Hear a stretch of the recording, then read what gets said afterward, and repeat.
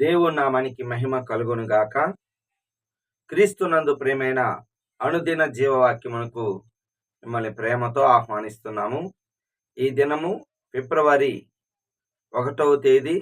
లేఖన భాగము మత్తయి సువార్త 21వ అధ్యాయము 23 నుంచి 46 వచనాలు. లేఖన భాగము మత్తయి సువార్త 21వ అధ్యాయము 23 నుంచి 46 వచనాలలో మరి దేవుని యొక్క వాగ్దానము 31వ వచనం.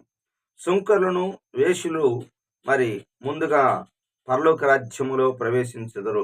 అవునండి, హల్లెలూయా.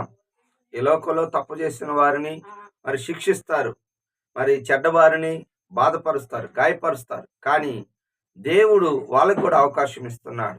ఏమిటి అంటే సుంకరులు పాపులు పరలోక రాజ్యంలో ప్రవేశిస్తారంట. ఎలాగూ అంటే మరి యోహాను గారు నీతి మార్గమున వచ్చి మీరు పశ్చాత్తాపడండి అని మరి చెప్పినప్పుడు వారు పశ్చాత్తాపడ్డారు. చాలా మంది మరి పరిశుద్ధ గ్రంథములో లూకాసు సువార్త 18వ అధ్యాయము 13వ వచనములో మనం చూసినట్లయితే, ప్రార్థన చేటుకు ఇద్దరు దేవాలయానికి వెళ్ళిరి, వారిలో ఒకడు సుంకరి, ఒకడు పరిసయుడు.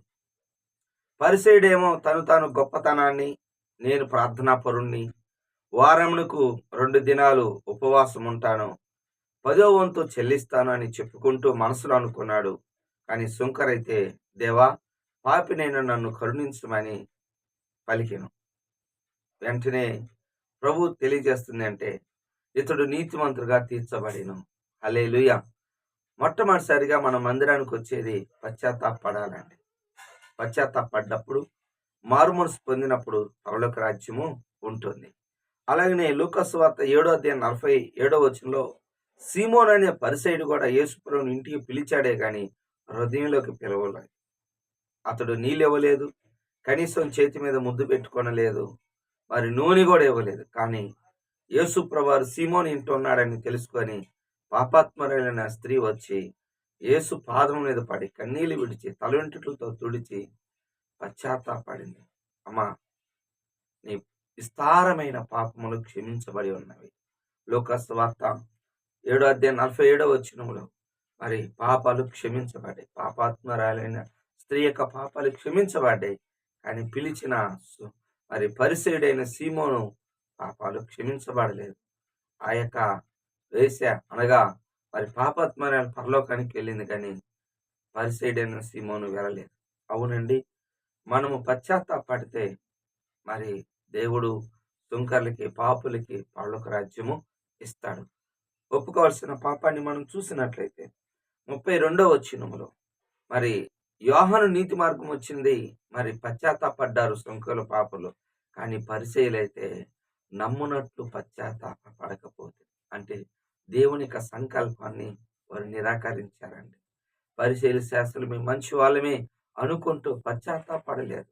మరి దేవాలయానికి వెళ్ళిన అతడు ప్రార్థన కంటే కూడా పక్కవారి కంటే నేను మంచివాణ్ణి అని గొప్పగా చూపుకుంటున్నాడు. కానీ తను దేవుని దృష్టిలో తగ్గించుకోనలేదు. అవునండి, ఈ దినాల్లో చాలా మంది పాటలు, ఆరాధన చేస్తారు, కానీ పశ్చాత్తాపడరు. నువ్వు నిజంగా నమ్మావు అంటే నమ్మిన దాన్ని గుర్తు పశ్చాత్తాపం. మరి మారు మనసు అంటే మరి కన్ఫెస్ అంటే రిపెంటెన్స్, పశ్చాత్తాపడటం. మరి పశ్చాత్తాపడినప్పుడు దేవుడు గొప్పగా సహాయము చేస్తాడు. ఇప్పుడు యేసుని నువ్వు నమ్మావు అంటే పాపాలు ఒప్పుకోవాలి, ఒప్పుకొని విడిచిపెట్టి రక్షణ పొందాలి. చివరిగా ఆజ్ఞ 29వ వచనం, మనసు మార్చుకొని పోయెను.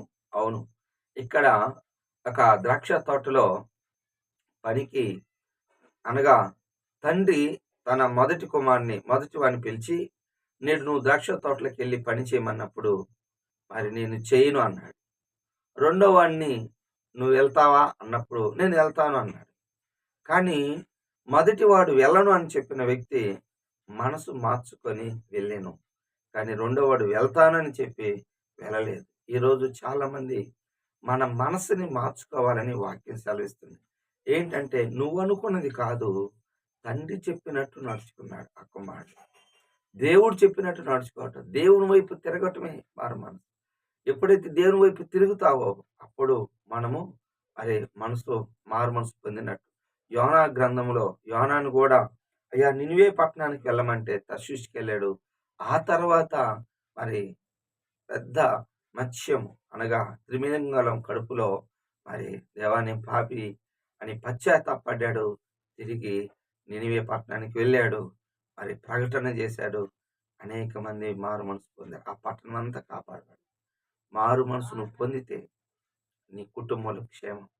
మనసు నువ్వు మార్చుకోకపోతే నీకు ప్రమాదమే. మనసు మార్చుకోవాలి. ఇప్పుడు నీ ఇష్టం వచ్చినట్టు కాదు. దేవుడి చిత్తానుసారంగా నువ్వు ప్రభువు దగ్గరకొచ్చింది. నేను ప్రభువు దగ్గరకొచ్చింది. మనం ఆయన ఇష్టం చేయటానికి వచ్చాం గానీ, మన ఇష్టాన్ని నెరవేర్చుకోవటం కోసం కాదు. కావున ఈ దినము దేవుడు మనందరికి పరలోక రాజ్యము ఇస్తాడు. అయితే పరలోక రాజ్యం పశ్చాత్తాపడ్డ వారికే. అయితే మనము దేవుని యొక్క పనిలో మన మనసు మార్చుకొని మనము పని చేయదుము గాక. ఆమేన్. ప్రార్థన చేసుకుందాం. ప్రేమ కలిగిన తండ్రి యేసయ్యా నీకు వందనాలు. ఈ దినం నీ కృపలో నీ దయలో ఈ ఉదయకాలం నీ కృప అనుగ్రహించండి. పరిశుద్ధాత్మ దేవుడా సహాయం చేయండి. నిజమే నాయనా మాకు పరలోకాన్ని ఇస్తున్న ప్రవేశం ఉంది అని మీరు తెలియజేస్తున్నారు. అవును నాయన మేము అయోగ్యులు, అపాత్రులు, ఎన్నిక లేని వాళ్ళు. నాయనా సుంకర్లకి, పాపులకి పరలోకం ఉన్నట్టుగా నాయనా మేము పశ్చాత్తాపడుతున్నాం. మీ సన్నిధిలో నాయన అయ్యా మా పాపాలు ఒప్పుకుంటున్నాం. మమ్మల్ని క్షమించాం. అలాగనే మా మనసును మార్చుకొని తండ్రి నీ కృపలో సహాయం చేయమని అయ్యా దీవించి ఆశీర్వదించండి. ఈ ఉదయ కాలం నాయన నీ కృప వారి మీద నైనా వింటున్న వారందరి మీద కుమ్మరించండి. వారి పనుల్లో వారి యొక్క వ్యాధి బాధల నుంచి విడుదలయ్యండి. అయ్యా మనసారా వారు నీ వైపు తిరిగి ప్రార్థన చేసినప్పుడు నీ కృప అనుగ్రహించి బలపరచండి.